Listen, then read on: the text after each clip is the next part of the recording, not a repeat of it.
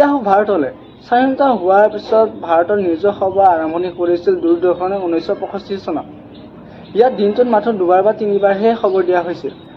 তাৰ পিছত 1998 চনত ষ্টাৰ নিউজ আৰম্ভ হোৱাৰ লগে লগে নিউজৰ দৃশ্য দিশৰ মাত্ৰা সলনি হৈ গ'লে।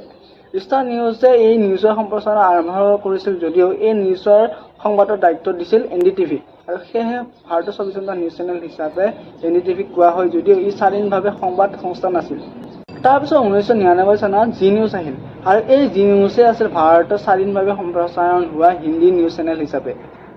সময়ৰ গতি আগবঢ়াৰ লগে লগে 2000 চনত আজতকে পূৰ্ণাংগ 24 ঘণ্টা নিউজ চেনেল হিচাপে আত্মপ্ৰকাশ কৰিলে আৰু জনপ্ৰিয়তা লাভ কৰিলে।